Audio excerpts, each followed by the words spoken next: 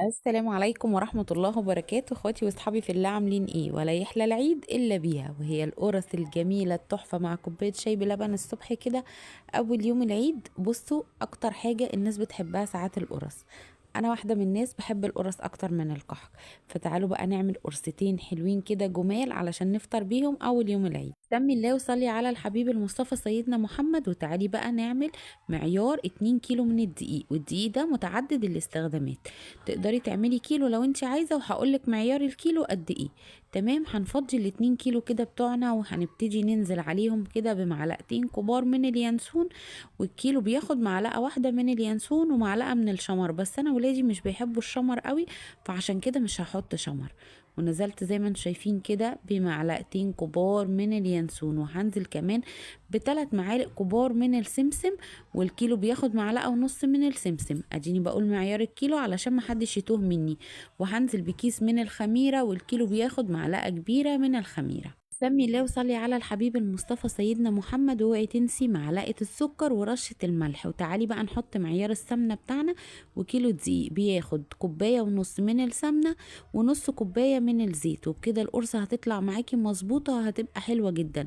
انا عشان عاملة 2 كيلو يبقى هنزل بثلاث كوبايات من السمنة وكوباية من الزيت. وكوباية الزيت هي اللي بتدي القرمشة للقرصة بتاعتك، وكمان بتديها اللون المحمر. هنا بقى جه الوقت اللي تدخلي فيه السمنة في الدقيق كويس جدا جدا على قد ما تقدري. ودي بقى اشتغليها الاول بالمعلقة وبعدين بايدك كويس قوي قوي على قد ما تقدري. هنا بقى كده بعد ما دخلنا السمنة كويس قوي في العجينة بتاعتنا، بنزل بشوية من المية الدافية. تقدري تستعملي عادي مية من الحنفية، بس انا بفضل استعمل شوية مية دافية علشان تفاعل الخميرة. ونبتدي ننزل بالمية حبة حبة ونلم العجينة بتاعتنا. والمية على حسب نوع الدقيق بتاعك بياخد مية قد ايه. قبل كده قلنا ان ممكن نوع دقيق ياخد كوباية، نوع دقيق تاني ياخد نص كوباية، نوع دقيق تاني ياخد كوبايتين، وقلنا على حسب نوع الدقيق اللي انت بتستخدميه. هنا بقى كده اللهم بارك بسم الله ما شاء الله، العجينة طرية جدا جدا، وبصي عاملة ازاي. هنسيب العجينة بتاعتنا دي كده ترتاح شوية ونبتدي نشتغل. مش هنسيبها وقت طويل، هي 10 دقايق بس للراحة، وهنبتدي نقرص القرص بتاعتنا.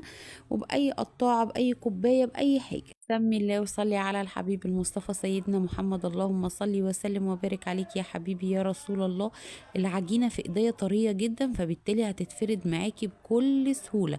هنفرد العجينة كده وهنقطع بايه. ما عنديش قطاعات، عندي كوباية شغال، عندي قطاعة شغال. انا كان عندي قطاعات السابليه، بصراحة هقطع بيهم. هما نوعين من القطاعات، واحدة صغيرة وواحدة كبيرة شوية، فهنجرب الصغيرة وهنجرب الكبيرة. وطول ما العجينة بصي كويسة معاكي هتلاقيها بتفرد معاكي كده زي ما انت عايزة. والسمك بتاع العجينة ولا بيبقى كبير قوي ولا بيبقى قليل قوي، بيبقى وسط علشان خاطر تاخدي قرصة حلوة.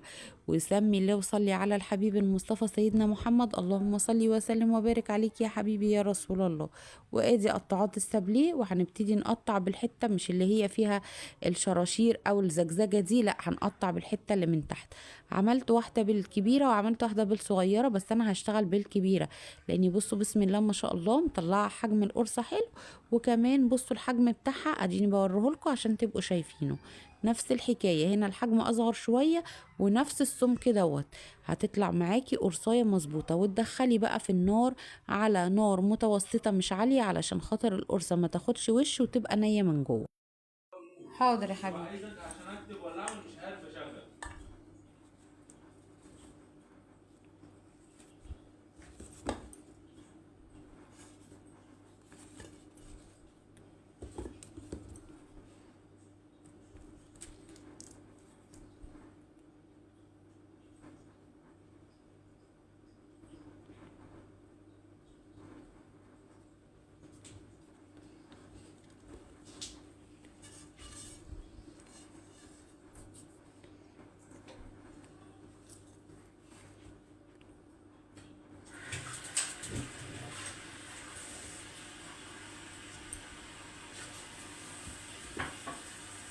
وهنا بقى سمي الله وصلي على الحبيب المصطفى. وتعالي شوفي الحلويات والعسليات والسوا بتاعنا بقى في الفرن، شايفين الجمال. حاجة بسم الله ما شاء الله تحفة، والسوا من جوه حلوة قوي. بصوا زي ما انتوا شايفين كده. زي ما قلت لكم ما تعلوش النار عليها علشان خاطر ما تاخدش وش وتبقى نية من جوه. شايفين القرصة من جوه عاملة ازاي؟ بسم الله ما شاء الله اللهم بارك. وطبعا دي بقى العشق بتاعت الشاي بلبن بقى الصبح كده، حاجة تحفة بجد.